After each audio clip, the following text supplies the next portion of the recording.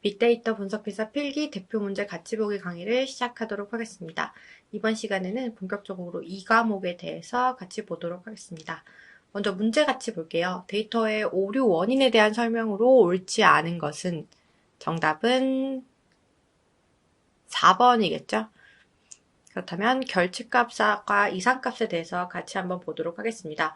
우선 결집값은 입력이 빠진 값, 미싱 데이터라고 얘기를 합니다. NA, 9999, 널 등으로 표현이 될 수가 있어요. 일반적으로 결집값은 이렇게 제거하는 방식을 선택을 하는데 데이터 내부에서 결집값이 분포가 워낙 많은 경우에는 정말 많은 수의 데이터를 우리가 삭제를 해야 되겠죠. 그럴 경우에 데이터 유실이 많아지기 때문에 유의미한 정보 획득에 실패할 수 있습니다. 그럴 경우에는 우리가 대체 등의 방법을 활용하기도 합니다. 결집값의 종류에는 총 3가지가 있습니다. 완전 무작위 결측, 무작위 결측, 그리고 비무작위 결측 이렇게 3가지가 있는데요. 완전 무작위 결측의 경우에는 데이터가 완전히 무작위로 누락된 경우예요. 그러니까 이 결집값이 발생한 원인이 데이터나 아니면 변수 어떤 거와도 관련이 없는 것을 얘기를 합니다. 예를 들어서 전산의 오류로 몇 가지 데이터가 빠졌다든지 아니면 사람이 수기로 입력하는 과정에서 의도하지 않은 채로 몇 가지를 누락했다든지 하는 것들은 완전 무작위 결측의 예가 될 수 있습니다. 두 번째로 무작위 결측은 누락 데이터의 발생 원인이 수집된 변수에 따라서 설명되는 경우입니다. 그러니까 그 변수의 결과와는 관계가 없지만 변수의 누락 데이터가 특정 변수와 관련되어 일어나는 겁니다. 예를 들어서 어떤 이제 프랜차이즈 편의점이 있어요. 편의점이 있는데 어느 날 신촌점에 편의점에 포스기가 고장이 나서 그동안 매출 기록이 하나도 없는 경우예요. 어때요? 어떤 특정 지역에 있는 편의점이라는 변수와 관련되어 일어났지만 그 변수의 결과와는 관계가 없겠죠.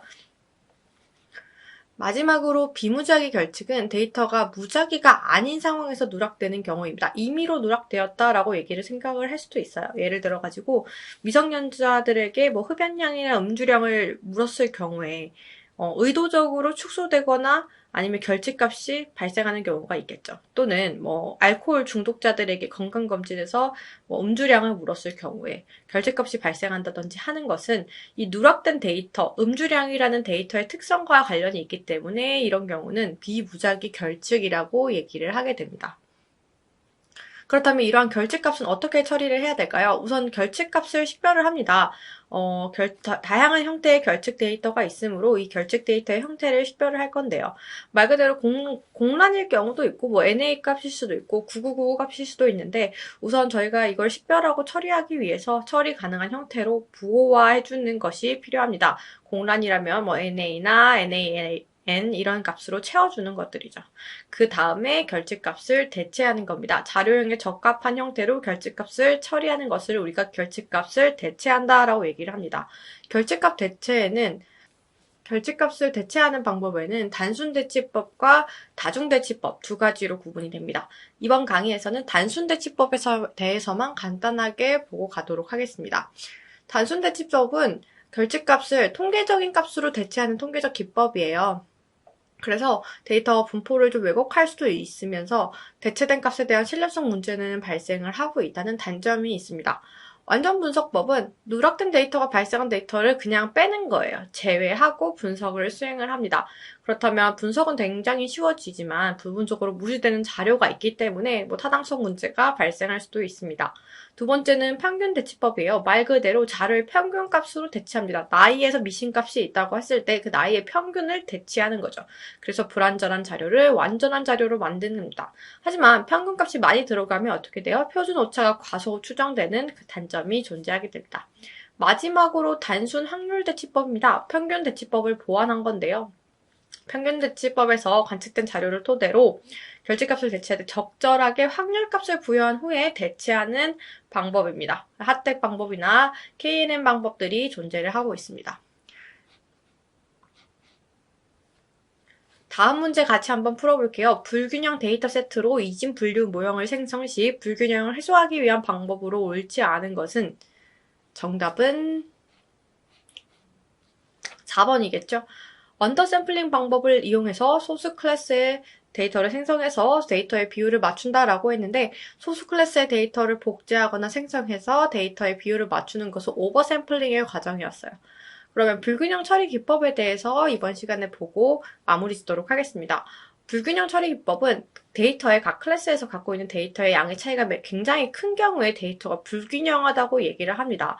예를 들어서 봄, 여름, 가을, 겨울에 각각의 데이터를 우리는 이렇게 파악을 하고 싶은데 요새 여름과 겨울이 되게 길죠? 여름과 겨울의 데이터는 너무 크고 봄과 가을의 데이터가 너무 작을 때 우리는 이 데이터들이 불균형하다라고 얘기를 합니다. 그래서 우리는 그런 데이터를 그대로 사용할 경우에 과대적합의 문제가 발생할 수 있어서 언더샘플링 또는 오버샘플링 과정을 통해서 이 균형을 맞춰주도록 하고 있습니다.